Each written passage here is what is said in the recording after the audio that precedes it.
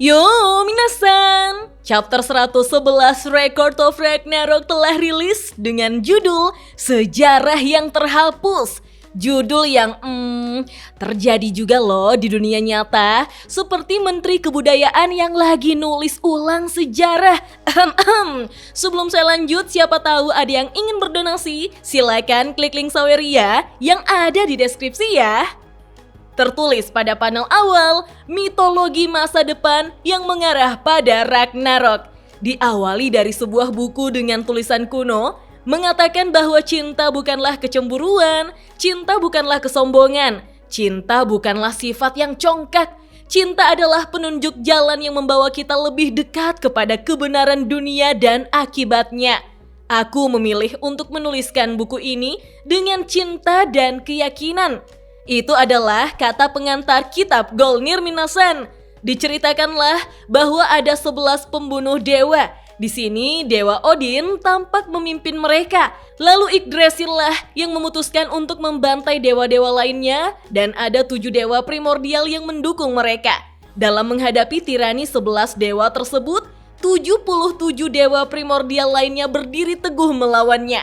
Itu adalah perang mati-matian semua dewa primordial. Itu adalah Ragnarok. Di sini Izanagi adalah salah satu dari ke-77 dewa primordial yang masih ada sampai sekarang ya minasan. Tapi melawan kekuatan Yggdrasil yang luar biasa itu, satu persatu dari 77 dewa akhirnya kalah. Adegan memperlihatkan Takamagahara di mana banyak dewa-dewa yang babak belur dan sedang mendapatkan penanganan medis berada di sana. Terlihat seorang dewa yang terluka parah berbicara dengan dewa perempuan tentang kekesalannya melawan Yggdrasil yang terlalu kuat. Bahkan 7 dewa lainnya juga. Dengan hanya berjumlah 11 dewa, mereka telah membantai secara sepihak. Lalu 10 dari mereka telah dikirim ke alam Niflheim. Yang bisa mereka lakukan hanyalah terus memindahkan markas dan melakukan perlawanan. Sungguh menyedihkan, sialan semuanya. Dewa lain berbicara bahwa mereka sudah menghabiskan semua yang mereka miliki. Menyerah atau hancur, hanya ada 2 pilihan yang tersisa. Semua dewa pun terdiam minasan. Namun tiba-tiba Eirin datang dengan mengatakan bahwa dia menolak untuk bertekuk lutut pada mereka. Demi mereka yang tersisa, Eirin akan berjuang sampai titik darah penghabisan. Desain bajunya Eirin cakep juga ya kalau dipakai kondangan minasan. Dengan tergesa-gesa dan penuh semangat, dewa primordial yang merupakan dewa penemu hebat, Golnir, memasuki ruangan sambil membawa bola kristal. Dia meminta mereka menunggunya dan tidak terburu-buru, karena akhirnya dia berhasil dan tepat waktu.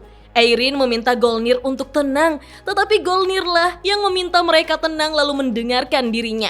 Dewa lainnya heran, di saat seperti ini, apa yang sebenarnya Golnir ciptakan? Tidak ada yang bisa menggores mereka, tidak ada teknik, tidak ada senjata, tidak ada apa-apa.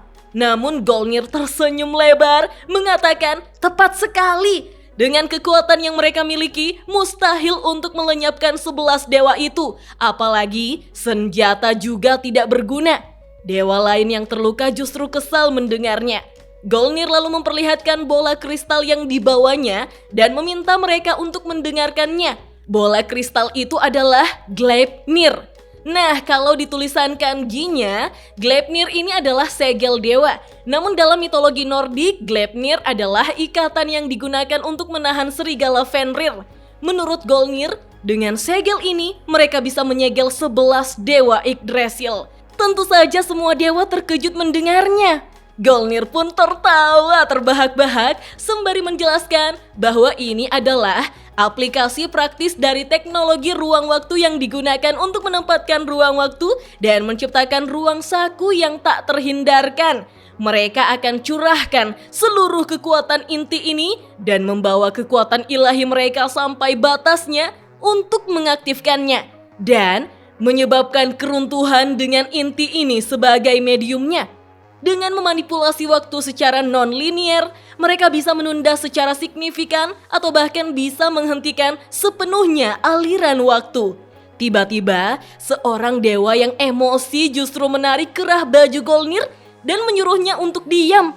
Siapa yang peduli dengan teorinya? Meski Golnir menjelaskannya, mereka tetap tidak mengerti. Jadi, apa ini benar-benar bisa menyegel para Yggdrasil? Golnir berteriak menjawab, "Bisa, aku tidak berbohong, tapi ada satu kendala." Semua dewa pun penasaran dengan kendala yang dimaksud, membuat Golnir kembali menjelaskan bahwa segel itu cukup kuat untuk menjadi teknik terlarang. Seperti yang mereka lihat, teknik ini menggunakan kekuatan penggunanya. Dalam hal ini, milik mereka. Dia harus menggunakan kekuatan hidup mereka untuk mengaktifkannya. Teori di balik segel itu memang benar, tapi untuk menahan makhluk sekuat mereka, jumlah kekuatan hidup yang dibutuhkan tidak terukur. Semua dewa pun terdiam mendengarnya, Minasan. Golnir menjelaskan sambil tertunduk bahwa sampai Gleipnir berhasil menyegel Yggdrasil, maka segel ini akan terus menguras kekuatan hidup mereka. Jika mereka bisa menyegelnya sebelum semuanya terkuras habis, itu tidak masalah. Tapi, meski mereka berhasil, Golnir berani bilang kalau lebih dari separuh mereka yang akan dikirim ke alam Niflheim. Para dewa pun ikut mempertimbangkannya. Menyerah atau hancur, mereka mempertaruhkan segalanya untuk itu. Tapi beberapa saat kemudian, mayoritas para dewa pun tersenyum karena yang harus mereka korbankan hanyalah nyawa mereka. Kalau itu benar-benar bisa menyegel Yggdrasil, maka itu harga yang mudah untuk dibayar. Eirin tersenyum menyetujuinya, begitupun para dewa lain. Hal itu membuat Golnir merasa terharu. Dengan semangat, Izanagi mengatakan kalau mereka perlu menyusun rencana pertempurannya, mereka akan mempertaruhkan segalanya pada harapan baru sang penemu agung, Dewa Golnir. Ketika Golnir akan menjelaskan teorinya lagi, para dewa justru menyuruh Golnir untuk diam. Dan tibalah hari di mana pertempuran yang mereka rencanakan terjadi. Seperti biasa, para Yggdrasil sangatlah kuat. Mereka bahkan bingung karena 77 dewa itu tidak melakukan perlawanan yang berarti. Tapi, memanggil mereka semua ke batu karang terpencil ini, apakah ini perlawanan terakhir? Izanagi pun tersenyum dan memberikan komando pada para dewa untuk tetap tenang dan lakukan sesuai rencana. Yggdrasil dan Odin pun terkejut ketika dari langit muncul segel yang melahap ke-11 dewa itu. Golnir lantas berteriak, "Sekarang!" Diceritakanlah rencana pertempuran yang mempertaruhkan nyawa para dewa primordial lainnya. Teknik terlarang Gleipnir berhasil dilakukan dan sebagai gantinya banyak dari dewa primordial yang pergi ke alam Niflheim. Para dewa yang tersisa lantas tertawa senang atas kemenangan mereka, menyebut Golnir jenius. Di saat yang sama, Eirin mencari suaminya. Dia berteriak, "Sayang, kau ada di mana?" "Ah, sayangku!" Eirin lantas melihat suaminya terbaring tak berdaya dengan kaki yang sudah hancur. Eirin langsung memangkunya dan bersyukur karena suaminya masih hidup, Minasan. Namun Golnir terus menangis karena banyak dari mereka yang mati. Apa ini benar-benar tidak masalah? Golnirlah penyebab semua kematian mereka, dan Golnir juga akan menyusul mereka. Tapi kenapa? Kenapa Gleipnir mengampuninya? Kenapa dia tidak mengambilnya saja? Dengan tersenyum lembut, Eirin menyebut Golnir bodoh karena justru penemuannya lah yang sudah menyelamatkan dunia ini. Golnir sudah berbuat lebih dari cukup. Golnir pun menangis dan terus berterima kasih. Lalu dijelaskanlah bahwa berkat Gleipnir, Ragnarok mencapai akhir kisahnya. Valhalla perlahan tapi pasti kembali tenang dan para dewa yang selamat mulai menunjukkan tanda-tanda kemakmuran. Tapi di sisi lain, 7 dewa primordial yang nyaris tak mampu bertahan hidup terpaksa membuat keputusan, yaitu keberadaan Dewa Yggdrasil yang tersegel. Apakah mereka akan menceritakannya kepada generasi baru atau tidak? Masalahnya adalah tepat sebelum penyegelan mereka, para Dewa Yggdrasil berhasil mengirimkan rune ke dunia. Rune di sini juga termasuk senjata ilahi mereka ya, Minasan. Para dewa pun berunding mengatakan bahwa selama rune-rune itu masih ada, seseorang mungkin beresonansi dengan mereka dan kemungkinan Gleipnir bisa hancur. Dengan pertimbangan kemungkinan akan segel yang bisa hancur, Dunia benar-benar akan kiamat di lain waktu. Jadi, mereka seharusnya tidak memberitahu dunia tentang keberadaan Dewa Yggdrasil. Kalau mereka tahu, maka para pencari itu pasti akan muncul. Tapi, apa yang harus mereka lakukan? Mereka itu masih ada. Mereka tidak bisa menghapus kebenarannya.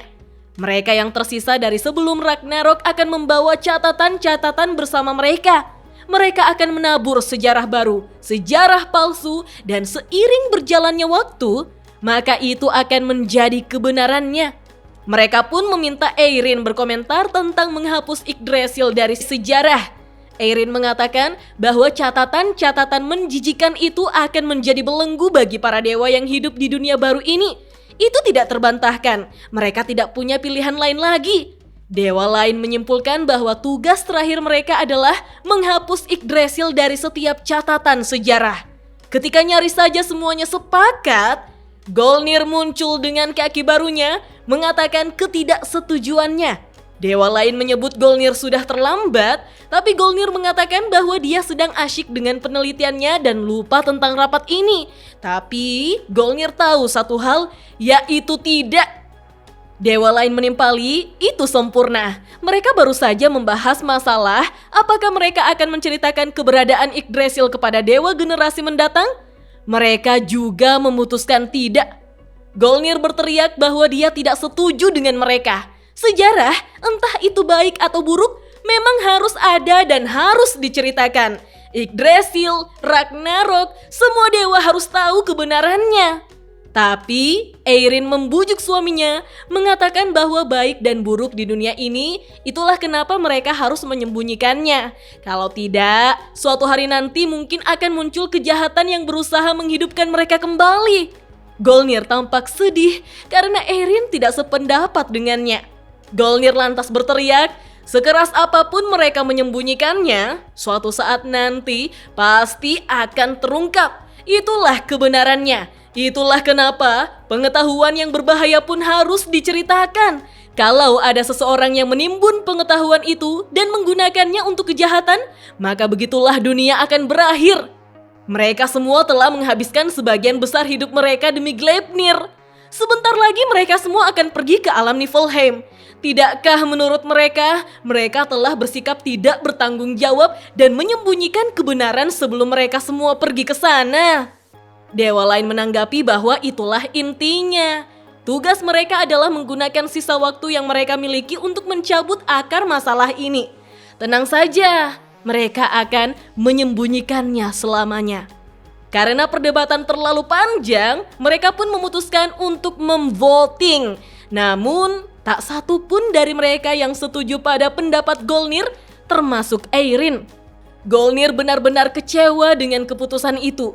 Ketika Golnir hendak pergi, Eirin berjalan mendekatinya, meminta maaf pada suaminya, dan langsung mengerahkan kekuatannya yang berbentuk rantai untuk menangkap Golnir. Bisa diperhatikan, simbol di tangan Eirin juga sama dengan Sakata Kintoki ya minasan. Menurut Eirin, ini adalah satu-satunya cara. Namun Golnir memberontak, meminta agar dilepaskan, serta meminta mereka mempertimbangkannya kembali. Golnir berteriak, jangan salah paham, menyegel mereka hanya membuat pihaknya kabur dari pertarungan melawan mereka. Dan sekarang pihaknya kabur lagi. Mereka hanya menunggu untuk melepaskan diri dari segel itu. Ketakutan itu, kebenaran itu harus mereka wariskan sebagai warisan kegagalan mereka. Golnir percaya bahwa di masa depan yang jauh, pasti ada seseorang yang akan muncul untuk mengalahkan mereka. Wah, apakah itu adalah Sakata Kintoki minasan? Para dewa pun memandangi Golnir sinis, mengatakan bahwa mereka yakin sang jenius agung Golnir dan segel sempurna Gleipnir yang Golnir ciptakan akan tetap abadi. Tidak lebih, tidak kurang. Dengan persetujuan luar biasa dari para dewa primordial lainnya, sejarah keji sebelum Gleipnir dihapuskan, dan dengan demikian Golnir dipenjara sebagai tahanan beresiko tinggi. Tapi ada sekelompok dewa muda yang tidak setuju. Mereka adalah para murid terbaik Golnir, yaitu Veldis. Mereka datang ke penjara untuk membebaskan Golnir. Tentu saja itu sangat mengejutkan Golnir. Dia menanyakan, Kenapa dan bagaimana mereka bisa sampai di sini? Bagaimana kalau mereka diserang oleh para penjaga? Veldis menjawab bahwa mereka meminjam beberapa alat Golnir. Dengan alat bernama Svenjar alias lonceng ajaib mimpi, mereka membuat para penjaga tertidur. Mereka pun meminta Golnir untuk tenang dan ikut kabur bersamanya sebelum para dewa primordial lainnya menyadari ada yang tidak beres. Lagi pula, mereka semua adalah murid terbaik dari dewa penemu agung yang sedang mengejar kebenaran dunia. Jadi, tugas mereka adalah membantunya. Dengan jumlah mereka yaitu 16 dewa, mereka akan menjadi tangan dan kaki Golnir dan mereka akan mengikutinya sampai ke ujung dunia. Golnir sempat terkejut, tapi merasa tersentuh. Lalu dia berteriak, "Dasar bodoh, aku menolak!" Para dewa muda terkejut mendengarnya, Minasan. Oh iya, ada lambang Golnir juga di tas yang dibawa Veldis ya. Golnir mengatakan bahwa mereka semua adalah dewa baru. Jadi, hiduplah bahagia di dunia baru mereka. Tugas mereka adalah menciptakan era kemakmuran baru. Jangan buang waktu untuk ikut campur dengan urusannya. Ini urusan Golnir dengan dunia lamanya. Golnir yang melihat tasnya menanyakan, "Apa Girsfunza alias penyimpanan pintar itu miliknya? Berikan padaku." Golnir pun mencari suatu benda yang ternyata cermin, Minasan. Golnir tersenyum pada muridnya, mengatakan bahwa cermin itu bisa menghasilkan penghalang yang akan menghalangi semua indera dan persepsi. Golnir menamainya Jotun Spek alias cermin batu gelap. Dengan benda itu, mereka semua bisa menciptakan desa tersembunyi milik mereka sendiri. Para murid pun meminta Golnir untuk ikut dengan mereka, tetapi Golnir menolaknya karena dia memiliki pekerjaan yang harus dia lakukan sendiri. Kalau terbongkar bahwa mereka membantunya melarikan diri, Golnir bahkan tidak tahu hukuman apa yang akan mereka berikan pada muridnya. Mendengar itu, para murid pun sedih, Minasan. Tapi Golnir meneriaki mereka bodoh. Apa mereka mencoba merendahkannya sampai sedemikian rupa karena dia harus mengkhawatirkan murid-muridnya sendiri? Golnir lalu membuka kalungnya dan memasangnya pada Veldis. Itu adalah jimat keberuntungan.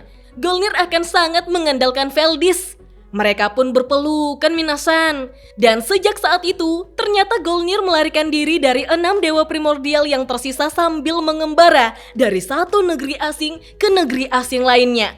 Tapi di sini dia melakukannya sendirian, Minasan. Artinya, Golnir memang bisa melarikan diri kapanpun dia mau meskipun muridnya tidak datang ya, Minasan. Golnir yang mengembara ternyata menciptakan kitab terlarang yang mengubah sejarah. Sederhananya, mengikuti keyakinan Golnir sendiri. Golnir menulis bahwa cinta bukanlah kecemburuan, cinta bukanlah kesombongan, cinta bukan bersifat congkak, cinta adalah penunjuk jalan yang membawa kita lebih dekat kepada kebenaran dunia. Oleh karena itu, dengan cinta dan keyakinan Golnir, dia memilih untuk menuliskan kitab ini. Golnir menuliskan kisahnya di suatu tempat sambil berjuang melawan tubuhnya yang perlahan terkikis. Sejarah yang terhapus, termasuk cara menghancurkan segel Gleipnir. Golnir menuliskan seluruh kebenaran di dalam bukunya. Dan chapter 111 Record of Ragnarok pun berakhir sampai di sini, Minasan. Wah, sudah banyak teori yang bermunculan kalau Sakata Kintoki adalah keturunan dari murid Golnir yang berada di desa tersembunyi ya. Tapi tenang, karena chapter 112-nya juga akan segera rilis. Jadi kita tunggu saja kelanjutannya ya.